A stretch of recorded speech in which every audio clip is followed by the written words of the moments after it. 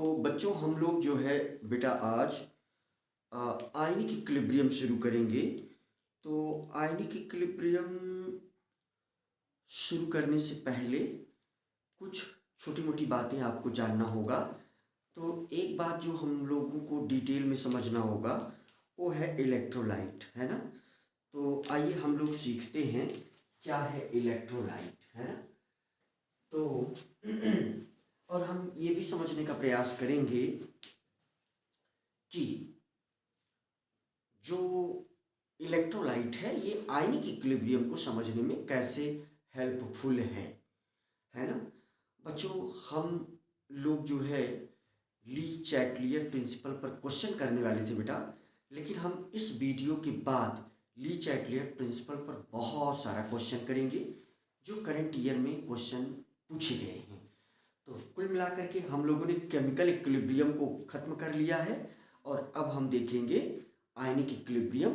और उसको समझने के लिए सबसे पहले हमको समझना है इलेक्ट्रोलाइट क्या है। तो चलिए हम लोग फटाफट समझते हैं इलेक्ट्रोलाइट क्या है।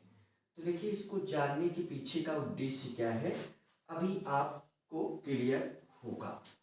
तो जैसे कि जैसे ये अगर हमारा हमें टर्म समझना क्या है इलेक्ट्रोलाइट। इलेक्ट्रोलाइट क्लास 10th में बच्चे ये वर्ड समझ जाते हैं, लेकिन यहाँ पर थोड़ा सा समराइज कर दिया जाएगा जल्दी से आपको।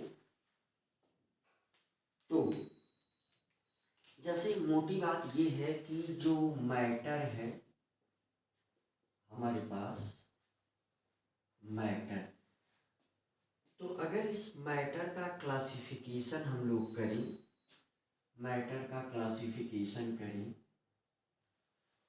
तो मैटर जो है वो on the basis of electric conductivity, है ना, on the basis of electric conductivity. तो जो मैटर है नॉर्मली हम उसको बोल सकते हैं मैटर का क्लासिफिकेशन, दुनिया के सारे मैटर या तो बच्चों वो इलेक्ट्रोलाइट हैं, क्या है इलेक्ट्रोलाइट हैं, और या तो वो नॉन इलेक्ट्रोलाइट हैं, क्या है non electrolyte.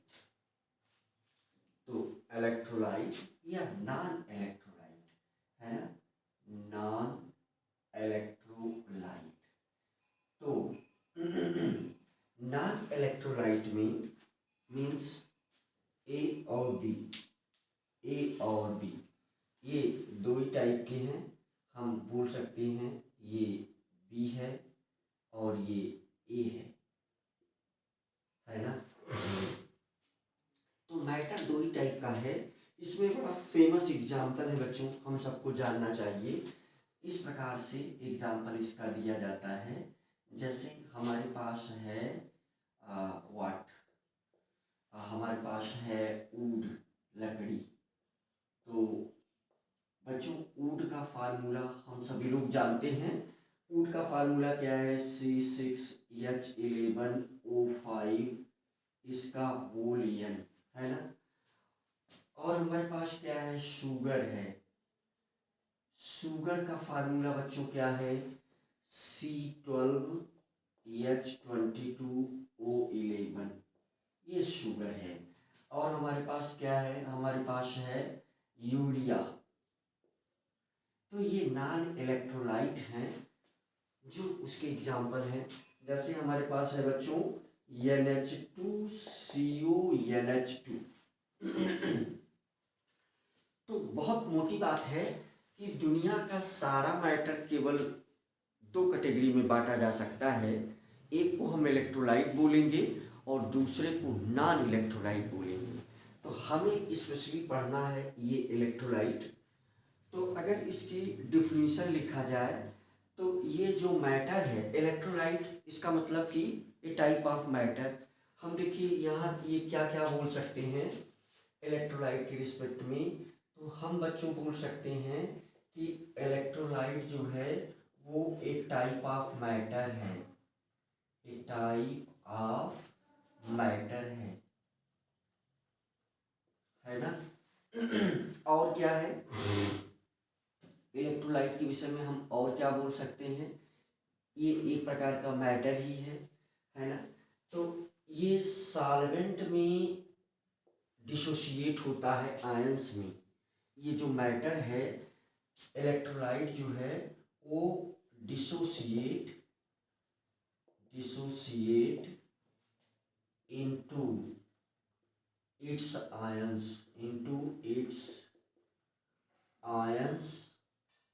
in aqueous solution in any suitable solvent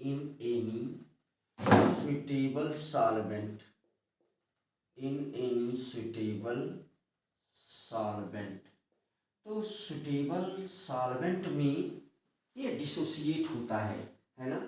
और क्या हम कहेंगे इलेक्ट्रोलाइट के विषय में, ये जो आयंस होते हैं, आयंस, ये जो हमारे ये आयंस बन गए, आयंस का फंक्शन क्या होता है, आयंस का फंक्शन होता है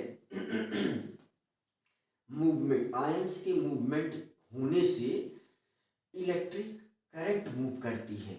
due to movement of ions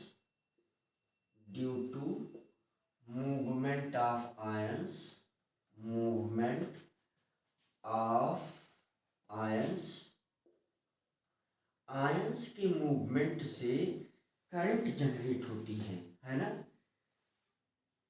current generate होती है, करंट फ्लो होती है, करंट फ्लो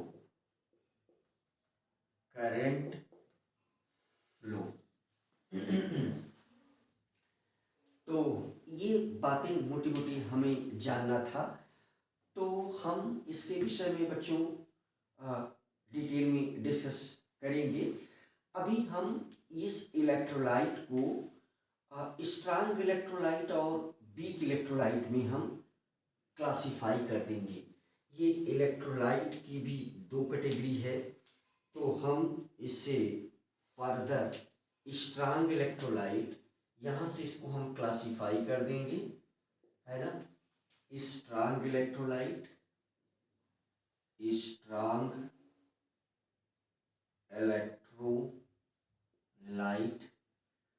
और क्या ए, और ये B, weak electrolyte, weak electrolyte, weak electrolyte. तो बच्चों हम लोग इसको दो कैटेगरी में क्लासिफाई कर देंगे, स्ट्रांग इलेक्ट्रोलाइट और वीक इलेक्ट्रोलाइट, राइट। तो स्ट्रांग इलेक्ट्रोलाइट क्या है और वीक इलेक्ट्रोलाइट क्या है, तो हम लोग इसको दो कैटेगरी में कैटेगराइज कर देंगे। इसमें जो है स्ट्रांग इलेक्ट्रोलाइट में क्या आ जाएगा, इसमें बच्चों तीन चीजें आ जाएंगी। इसको हम कैटेगराइज करेंगे तो इसमें तीन चीजें आ जाएंगी बेटा। ए, इसमें नंबर 1, नंबर 2, नंबर 3। तो पहले में आ जाएगा स्ट्रांग एसिड, स्ट्रांग एसिड आ जाएगा। दूसरे में बच्चों आ जाएगा स्ट्रांग बेस, स्ट्रांग बेस आ जाएगा, स्ट्रांग एसिड्स, स्ट्रांग बेसिस। और स्ट्रांग एसिड और स्ट्रांग बेस के मिलने से जो साल्ट बनेगा, है ना, तो यहां पर हम बोल सकते हैं स्ट्रांग साल्ट। इसको हम क्या बोल सकते हैं, स्ट्रांग साल्ट। तो इसका एग्जाम्पल, जैसे अगर हम लोग एग्जाम्पल लिखना चाहें तो इसमें आपके इनऑर्गेनिक एसिड हुए, जैसे HCl हो गया, जैसे H2SO4 हो गया, जैसे आपके पास HNO3 हुआ। एक सल्फानिक एसिड है बेटा बच्चों, वो भी इसी कैटेगरी में रखा जाता है। तो उसका फार्मूला है RSO3H, ये भी इसी कैटेगरी में रखा जाता है। ये एक ऐसा ऑर्गेनिक एसिड है जो स्ट्रांग एसिड में आता है। स्ट्रांग बेस की अगर हम बात करें बच्चों, तो जैसे हमारे पास NaOH हो गया, है ना, जैसे हमारे पास KOH हो गया, जैसे हमारे पास RbOH हो जाएगा, है ना। स्ट्रांग बेस की बात हमने किया। यहाँ से जैसे अगर हम स्ट्रांग साल्ट की बात करें, तो इन सब के मिलने से जो साल्ट बनेगा वो सब स्ट्रांग साल्ट में आएगा। जैसे स्ट्रांग साल्ट की अगर हम बात करें, तो हमारे पास NaCl हो गया, Na2SO4 हो गया, है ना। जैसे यहाँ पर अगर हम बात करें, तो NaBr हो गया, है ना, NaBr हो गया, है ना। जैसे HCl है यहाँ पर, है ना, स्ट्रांग एसिड, है ना। यहाँ पर स्ट्रांग एसिड में HF भी आ सकता है ना, HF आ सकता है ना। तो यहाँ से NaF आ सकता है, NaF, है ना, NaBr, NaF, है ना, KBr, है ना, यहाँ से KBr आ सकता है। तो ये स्ट्रांग साल्ट में आएंगे।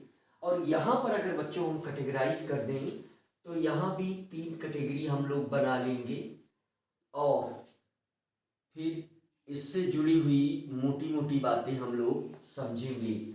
जैसे हमारे पास हो गया number 1 weak acid, weak acid हो गया। फिर नंबर 2 हो गया हमारे पास वीक बेस हो गया, वीक बेस। और फिर हमारे पास हो गया weak salt. Means weak salt कैसे बनेगा, जब दोनों क्या हो, वीक एसिड और वीक बेस के मिलने से वीक साल्ट बनेगा। जैसे वीक एसिड का एग्जाम्पल क्या होगा, वीक एसिड का एग्जाम्पल ऑर्गेनिक एसिड, जैसे CH3COOH, जैसे HCOOH। जैसे वीक एसिड का अगला एग्जाम्पल HCl, है ना, ऑर्गेनिक एसिड है। वीक एसिड में ही कार्बोनिक एसिड भी आ जाता है, तो H2CO3 कार्बोनिक एसिड आ गया, है ना। और वीक एसिड में H3PO4 वीक एसिड है, H3PO4। और वीक बेस की अगर हम बात करें बच्चों, तो वीक बेस का एग्जाम्पल है NH4OH, वीक बेस का एग्जाम्पल है। और NH4OH, फिर यहां से MgOH ट्वाइस, बीस वीक बेस के अंतर्गत NH3 अमोनिया आ जाएगा बच्चों, ये भी वीक बेस ही है। और अमीन के जो कंपाउंड हैं जैसे RnH2, ये वीक बेस होगा, RnH2। और वीक साल्ट में हमें क्या मिलेगा, जो 100% डिसोसिएट नहीं होगा, तो हम इसमें बोल सकते हैं NH4Cl, है ना। जैसे हम बोल सकते हैं NH4Cl, NH4Cl। अब ये यू कैन से ज़्यादा वीक बेस, अच्छा वीक बेस तो यही है ना। अच्छा वीक बेस क्या है, वीक साल्ट तो यही है। लेकिन और जो वीक साल्ट बनेंगे वो संभव है कि उतने अच्छे वीक साल्ट ना हो। तो ये बढ़िया वीक साल्ट है ना। जैसे और अगर मैं एग्जांपल ले लूँ तो यहाँ से अमोनिया, वो अमीन के जो साल्ट होंगे, जैसे हमने ले लिया CH3NH प्लस Cl-, है ना। तो इस प्रकार का जो साल्ट होगा तो वो भी वीक साल्ट में ही आएगा। तो बच्चों इसका क्लासिफिकेशन ऐसे क्यों किया गया और ये आयनिक इक्विलिब्रियम में हमें कैसे किस प्रकार से हेल्प करेगा, तो इसके छोटे छोटे पॉइंट्स आइए हम लोग जानने का प्रयास करते हैं।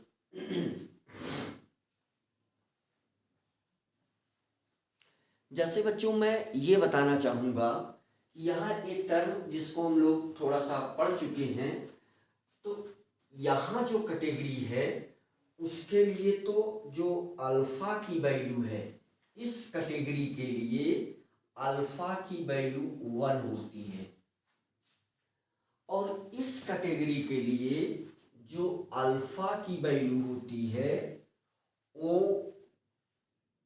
वेरी वेरी लेस देन 1 होती है, 1 से बहुत छोटी होगी, है ना। यहाँ पर ऐसे भी आपको मीन्स ऐसे भी वीक केस मिलेगा जहाँ अल्फा की वैल्यू नियर अबाउट 0.05 कैलकुलेट होकर के आए, ये वैल्यू भी मिलती है अल्फा की। तो एक बात तो हम लोगों ने ये समझा कि, और दूसरी बात ये है बच्चों कि ये जब पानी में ऐड किए जाएंगे, जैसे यहाँ पर साल्ट की अगर हम बात करें तो ये AgCl हो गया, AgBr हो गया, यहाँ पर वीक में जिसकी और चर्चा होगी तो वो AgCl हो गया, यहाँ से AgBr हो गया। तो इस प्रकार से जो है इलेक्ट्रोलाइट को कैटेगराइज किया गया है।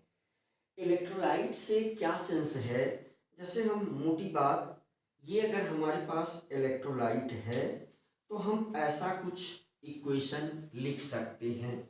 जैसे अगर हमारे पास ये इलेक्ट्रोलाइट अगर है, हमारे पास अगर कोई इलेक्ट्रोलाइट, मान लिया कि हमने एक इलेक्ट्रोलाइट ले लिया Ha, तो इसके लिए हम ऐसा कुछ रिएक्शन लिख सकते हैं।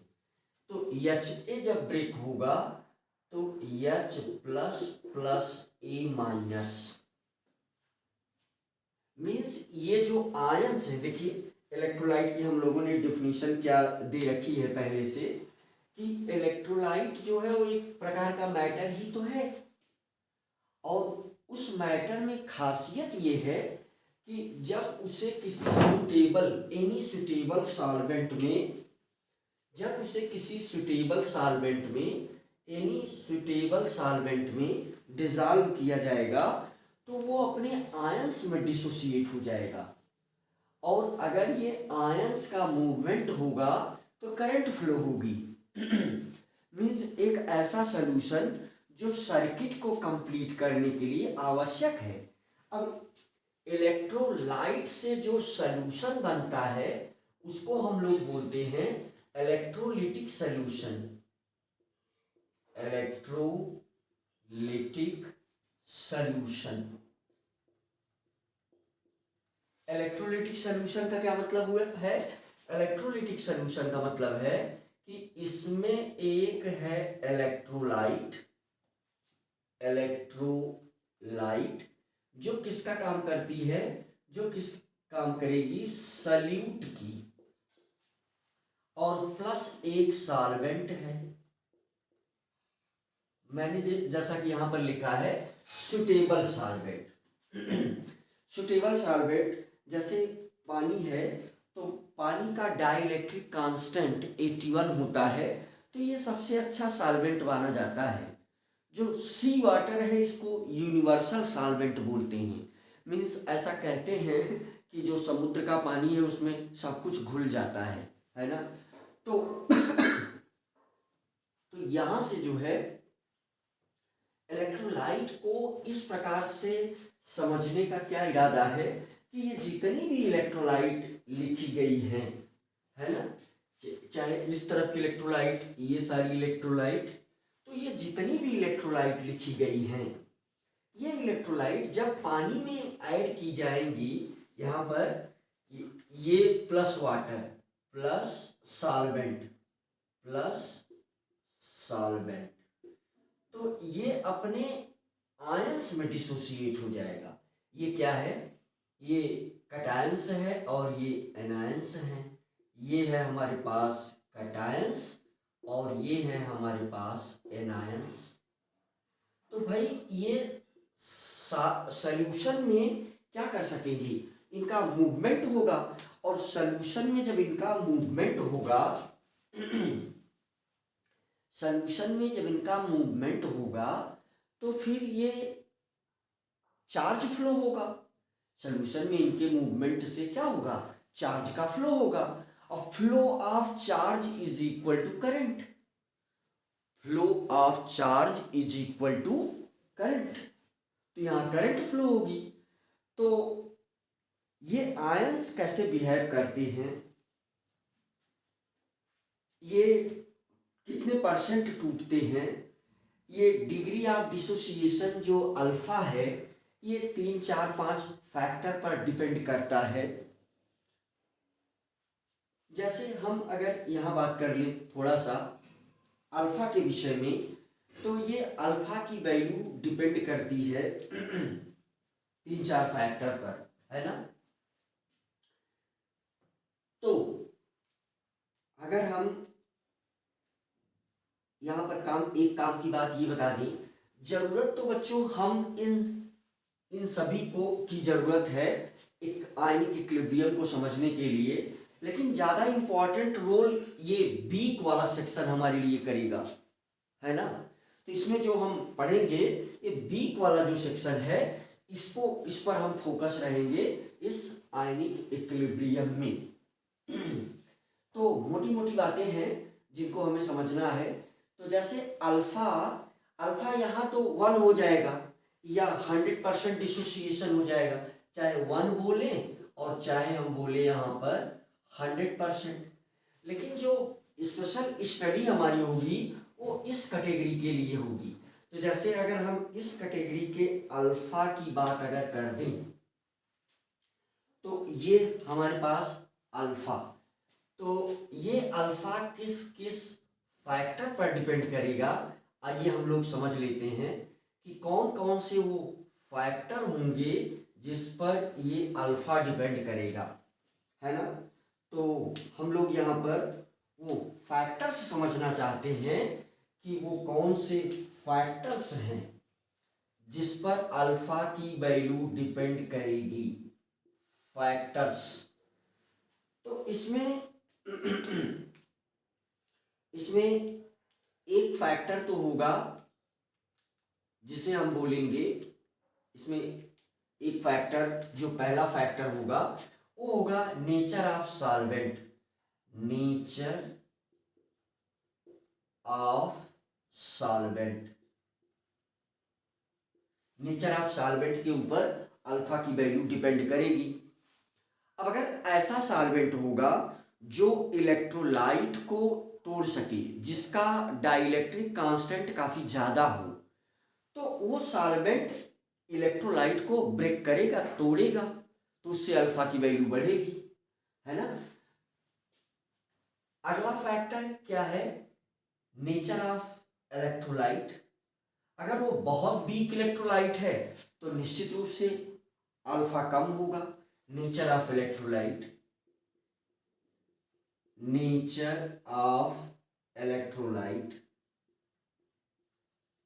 इस पर डिपेंड करेगा।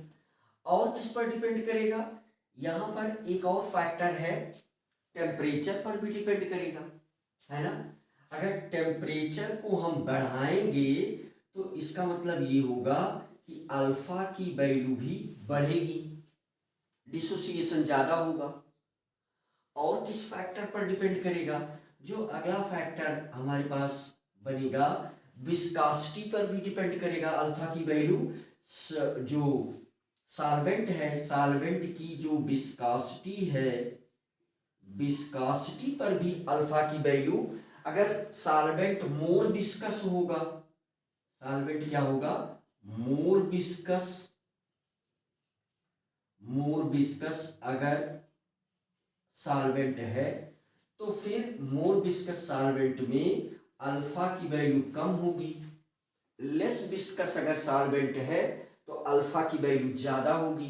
अगर हम कह दें कि जो हमारे पास सॉल्वेंट है वो है लेस विस्कस, है ना, तो इसमें इस सॉल्वेंट में अल्फा की वैल्यू ज्यादा होगी। तो कुल मिलाकर के मोटी मोटी बात हम आपको ये बताना चाहते हैं कि अगर इलेक्ट्रोलाइट है तो वो अपने आयंस में टूटेगा, एक समय के बाद उसमें इक्विलिब्रियम आएगा और उसी इक्विलिब्रियम पर हम स्टडी करेंगे इसके बहुत सारे पॉइंट को। जैसे आर्हीनियस इलेक्ट्रोलिसिस थ्योरी से हमें क्या फायदा मिला? एसिड बेस का एक्सप्लेनेशन यहीं से किया जाएगा। इसी प्रॉपर्टी से कॉलिगेटिव प्रॉपर्टी को हम एक्सप्लेन करेंगे। इसी जो ये इलेक्ट्रोलाइट का डिसोसिएशन हो रहा है, इसी प्रॉपर्टी से हम एसिडिक नेचर और बेसिक नेचर की बात करेंगे। इसी प्रॉपर्टी से हम एक्सप्लेन कर पाएंगे बफर सॉल्यूशन को। साल्ट हाइड्रोलिसिस को भी एक्सप्लेन कर पाएंगे इसी प्रॉपर्टी से। सॉल्बिलिटी एंड सॉल्बिलिटी प्रोडक्ट को भी हम यहीं से एक्सप्लेन करेंगे। तो ये जो मोटी मोटी बातें हैं, किसी को जैसे हम कोई इलेक्ट्रोलाइट किसी सॉल्यूशन या सुटेबल सॉल्वेंट में ऐड कर दें तो उसका कलर आ जाता है। वो कलर क्यों आ जाता है? वो कलर आने की वजह होती है उसका आयंस। आयंस की वजह से क्या होता है? सॉल्यूशन में कलर आ जाता है। तो आयंस रिस्पांसिबल होते हैं उस सॉल्यूशन के कलर को प्रोवाइड करने के लिए। जैसे जैसे वो आयन खत्म होगा उसका कलर खत्म होता जाएगा। तो इलेक्ट्रोलिसिस जो थ्योरी है, यहाँ पर मोटी बात ये बताना चाहता हूँ बच्चों आपको कि कोई भी इलेक्ट्रोलाइट होगा अगर वो सॉल्वेंट में ऐड किया जाएगा तो अपने कटायंस और एनायंस में ब्रेक हो जाएगा। और कटायंस और एनायंस में ब्रेक होने के बाद हम उसको एक्सप्लेन करेंगे बहुत सारे नेचुरल फेनामेना को एक्सप्लेन करने के लिए उसको हम यूज करेंगे उस आयंस को। जैसे क्लास 10th में आपने एक्टिविटी पढ़ा होगा कि अगर HCl होता है तो बल्ब ग्लो कर जाता है। जो वो कंडक्टर और नॉन कंडक्टर में सर्किट कहाँ पूरी हो रही है और सर्किट कहाँ पूरी नहीं हो रही है। एल्कोहल के केस में बल्ब ग्लो नहीं होता था और HCl के केस में बल्ब ग्लो होता था। ये बात आपने कहाँ पढ़ी है? हाई स्कूल में ही पढ़ी है। तो अगर जो चीज डिसोसिएट होगी, डिसोसिएट होने के बाद उसमें आयंस होंगे और आयंस इलेक्ट्रिसिटी को कंडक्ट करेंगे। तो ये कुछ मोटी मोटी बातें आपने देखा इलेक्ट्रोलाइट के संदर्भ में। और वीक इलेक्ट्रोलाइट का अल्फा इन सभी बातों पर डिपेंड करेगा। इसमें अगर हम कंसंट्रेशन को कम करेंगे तो भी अल्फा बढ़ेगा। एक इम्पॉर्टेंट फैक्टर है, यहाँ पर मैं लिख दे रहा हूँ, फैक्टर में ही ये फैक्टर है ये इम्पॉर्टेंट फैक्टर है कंसंट्रेशन। कंसंट्रेशन, अगर कंसंट्रेशन घटेगा तो अल्फा की वैल्यू बढ़ेगी। इसको हम पहले भी डिस्कस कर चुके हैं। यहाँ आयनिक इक्विलिब्रियम में भी ये बहुत इंपॉर्टेंट होने वाला है। तो अल्फा को हमें बहुत बारीकी से समझना है ना। तो ये चार्ट आप बनाएं और इलेक्ट्रोलाइट के विषय में आप समझें।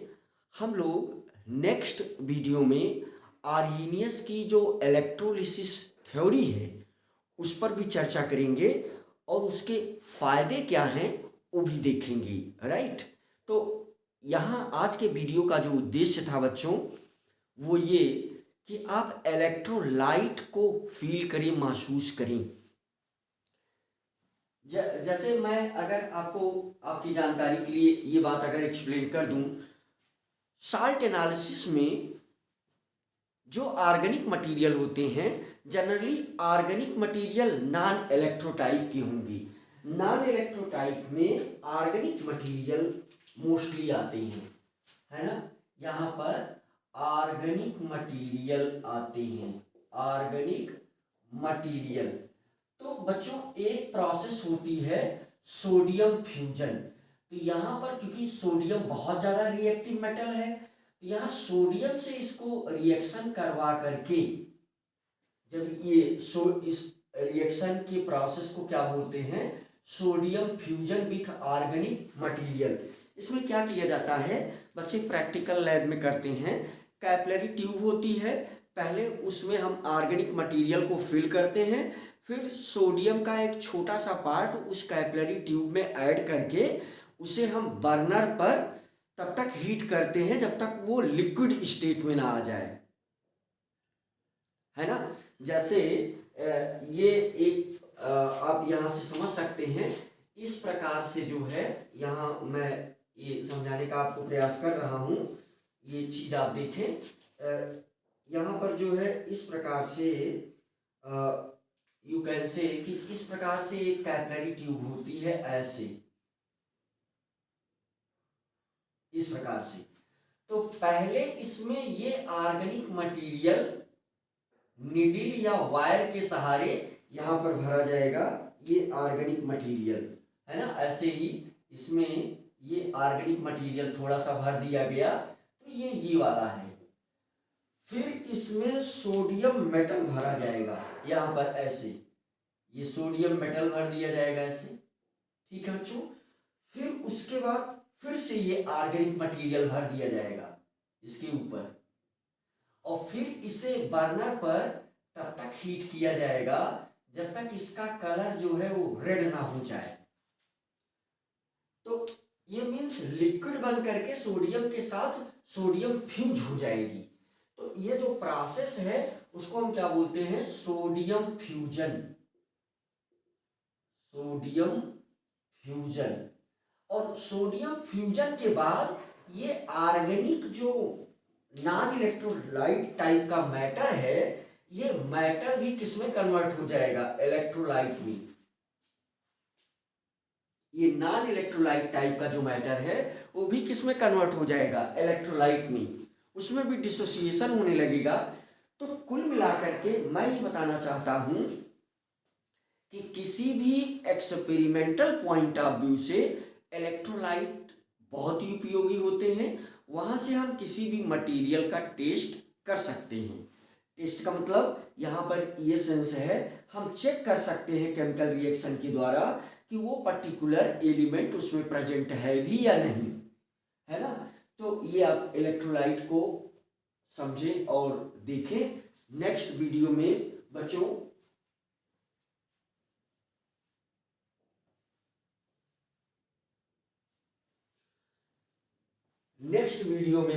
हम लोग आर्हीनियस थ्योरी ऑफ इलेक्ट्रोलिसिस को समझेंगे, राइट।